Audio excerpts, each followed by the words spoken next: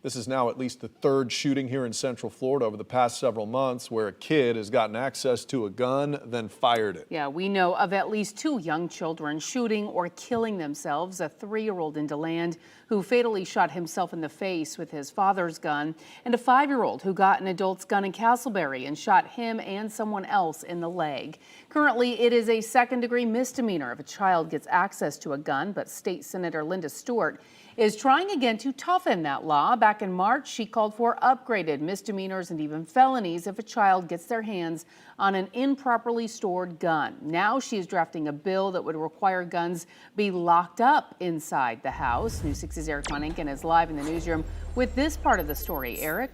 Well, Lisa, one of those people very opposed to any law that would toughen any gun storage rules, who will certainly vote this bill down, is State Representative Randy Fine, a Republican in Brevard County. Here's my conversation with both Randy Fine and Linda Stewart. Safety. You tried to do it in March, but it didn't happen. It's a hard subject, quite frankly, and this is to prevent what happens so often, particularly just happened, with a child having access or getting access to a gun and then shooting it and killing someone by accident. But the accident could have been prevented had the gun been required to be in a locked box. Why is this so political? I think, people take a stand on how they feel about guns, and they're afraid, I think, to go in any direction that has any kind of gun legislation wrapped around it, and it's just been difficult.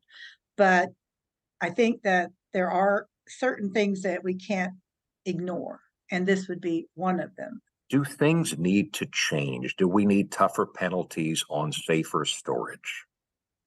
Well, we need better parents is what we need. It's already against the law to improperly to secure a gun. It's not as though what this parent allowed to happen was legal. It's already illegal. And we should be comfortable saying this parent who left their car unlocked with a gun in it is a bad parent. We should be willing to make those statements, and no law would probably change that. We need to bring back the idea of shaming and common sense and doing those things and not looking for magical solutions. How do we Again, fix that? anyone who, I'll say it again, anyone who thought leaving a car unlocked with a gun in it was a good idea is probably not going to be deterred by any law. It should not be partisan at all. And I don't know the issue of let's just ignore it and just because people are stupid. Well, that doesn't solve the problem at all.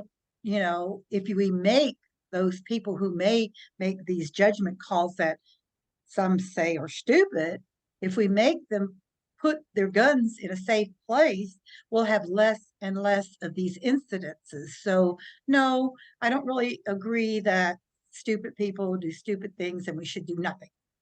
That doesn't seem to me like the way to go.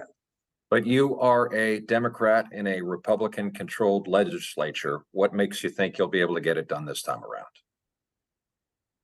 Hard work. Well, Representative Fine also said to me, before we create any new laws or toughen existing laws, we need to make sure that the ones we have now are working and being enforced. So are they? Coming up at 6, we hear from one of the toughest sheriffs and prosecutors about what they say that they are doing and what would help address this problem of finally trying to get kids to not get their hands on guns. Matt, Lisa.